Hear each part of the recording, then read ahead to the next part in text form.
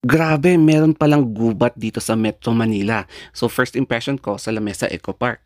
May gubat pa rin pala sa gitna ng naglalakihang mga skyscrapers dito sa Manila. Kaya napansin ko na medyo mas malamig dito kaysa pupunta ka sa downtown area sa Manila. Kaya samahan niyo ako at i-explore natin ang first impression ko sa Lamesa Eco Park.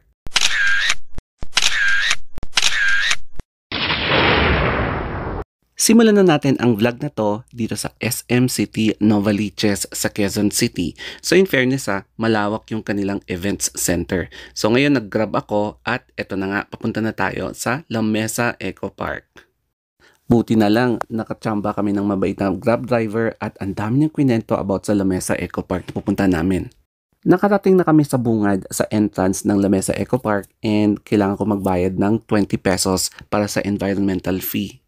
Pagkabayad ko ng 60 pesos dahil tatlo kaming visitor, binigyan kami ng tatlong sticker wrist para idikit namin sa wrist namin habang binibisita ang Eco Park. So, ganito yung magiging itsura niya, no? Ayan.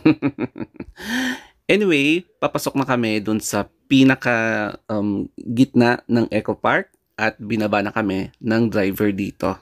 Tingnan namin kasi nung pagpunta namin dito sa Eco Park ay hindi umuulan at maganda yung weather.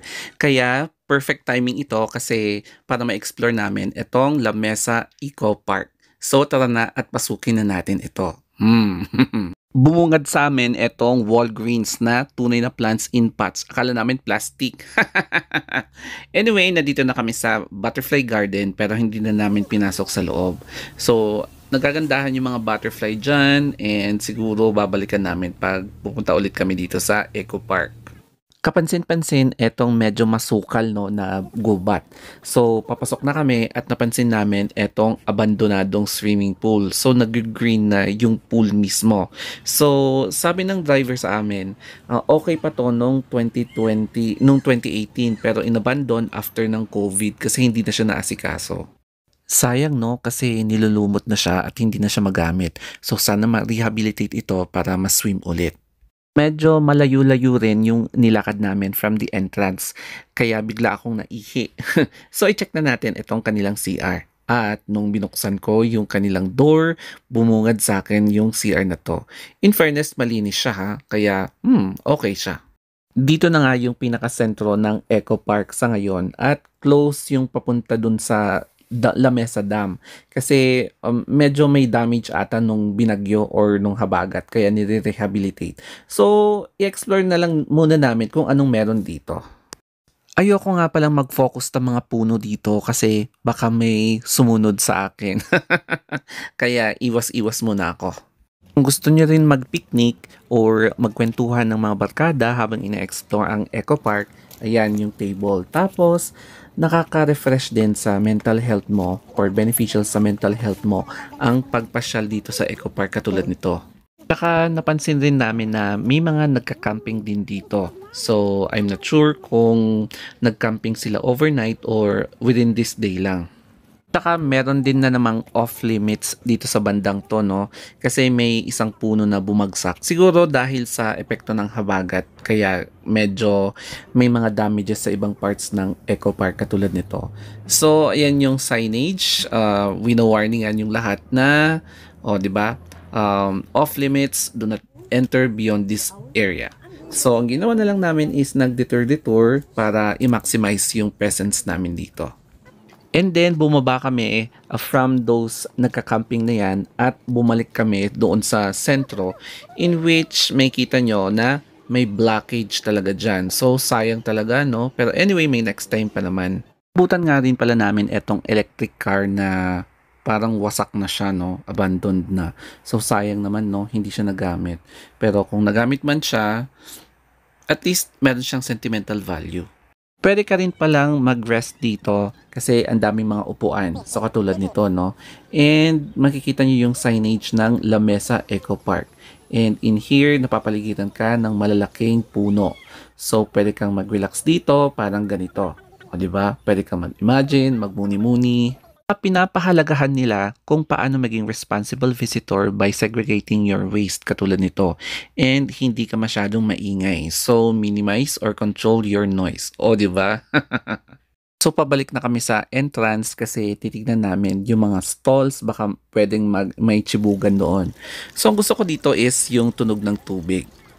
Katulad niyan, di ba? Ang sarap lang pakinggan, nakaka-relax kapag nakakarinig ka ng ganito. Habang paakyat kami sa entrance ay parang mamimiss ko tong lugar na to at gusto ko siyang puntahan ulit pag merong pagkakataon. Yun nga lang, malulungkot ka lang kasi kahit na may signage, yung proper waste disposal, ganito pa rin.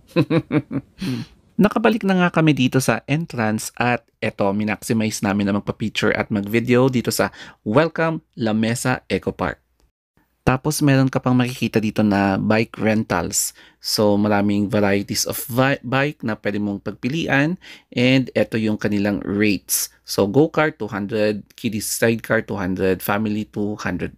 So correct me na lang if I'm wrong, post nyo na lang and basahin nyo yung mga details. Nadaanan nga din pala namin yung team building area kung saan yung mga groups na mga workmates na mag-organize kayo ng team building dito. May mga promotional ads sila dito wherein may mga karatula kang mababasa at mga pictures ng mga wild animals. Kung meron ka namang car, may parking space din naman dito kasi ang lawak-lawak, no? And may reminder sila na no honking of horns. So please respect the wildlife. Dito nga pala yung kanilang admin office na open air. So dyan kayo pupunta kapag may inquiries kayo. Dito nga pala yung kanilang refreshment area, kaya pwede kayo magchibugan dito, mag-milk tea or mag-matcha whatsoever. And napansin ko na parang may batis dito, so sinilip ko, no?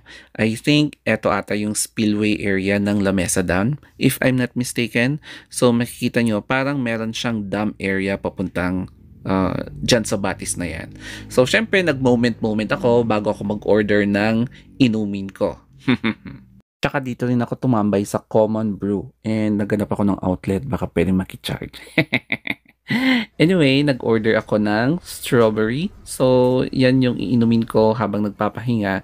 And after dito kasi, mag-aabang na kami ng sasakyan pabalik sa place namin. Ngayon ko lang napansin na merong clean and potable water for all. So kahit na potable water, medyo careful pa rin ako sa tiyan ko, no? Kasi hindi ako taga dito.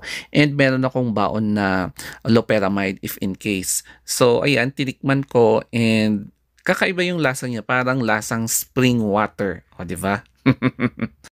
And dito na magwawakas yung aming tour sa La Mesa Eco Park kasi nag-book na kami ng sasakyan namin papunta doon pala sa SM Fairview. Yan. So, sa entrance, bago ka makaalis dito sa Eco Park, malayo-layo pa yung exit. As in, akala ko exit na yun pero hindi pa pala. Meron pang exit sa exit. Kaya dito na nagtatapos ang ating vlog. So, mag-subscribe kayo, mag-follow kayo for more travel vlogs, food vlogs, and everything about Story of Anthony. So, thank you and bye-bye.